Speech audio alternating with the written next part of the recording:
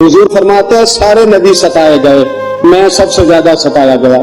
حضور فرماتے ہیں سارے تڑپائے گئے، میں سب سے زیادہ تڑپایا گیا۔ حضرت سلمان فارسی فرماتے ہیں نبی پاک کا چہرہ مبارک بھوک سے اترا ہوا تھا، نبی پاک علیہ السلام کو شدید بھوک لگی ہوئی تھی۔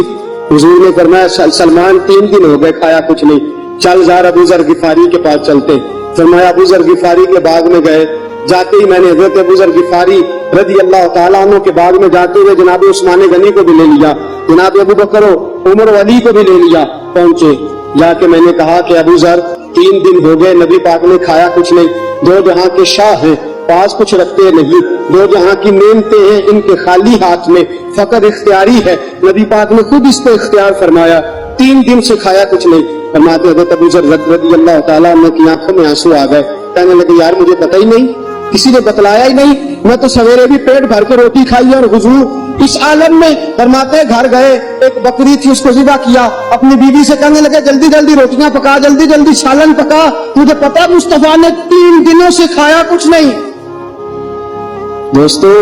عرب کی گرمی دنیا میں مشہور ہے، صبح کا روزہ رکھا ہے نا آپ نے،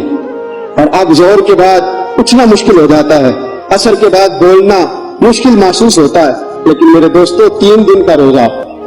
بغیر افطاری کے روزہ، میرے نبی کریم علیہ السلام کے صحابی اپنی بیوی سے کہتے ہیں جلدی کر 3 دن ہو گئے حضور نے کھایا کچھ نہیں۔ آپ کی بیوی نے جلدی سے روٹی پکانی شروع کر دی، سالن تیار۔ حضرت جناب ابو ذر فرماتے ہیں دوبارہ باغ میں گیا،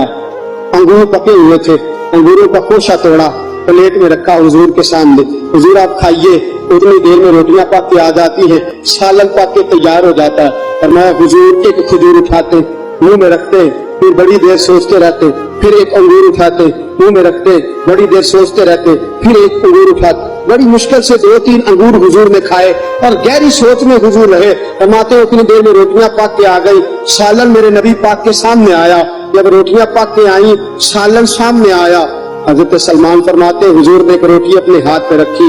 2-3 بوٹیاں اٹھا کے رکھی، چاروں کونوں سے روٹی لپیٹ کے حضرت سلمان کے ہاتھ میں دے دی۔ فرمایا سلمان جا فاطمہ کے گھر گیا، میں نے 3 دن سے کچھ نہیں کھایا، فاطمہ نے 7 دن سے کچھ نہیں کھایا، میری بیٹی فاطمہ 7 دن ہو گئے سیدہ بھوکی ہے، عزت والے نبی کی عزت والی بیٹی 7 دنوں سے گھر میں بھوکی بیٹھی ہے، وہ شکایت نہیں کرتی، وہ لبوں سے بولتی کچھ نہیں، وہ جانتی ہے میرا باپ دین کی تبلیغ میں نکلا ہے۔ میرے رسول پاک صلی اللہ علیہ وسلم نے فرمایا گھر جا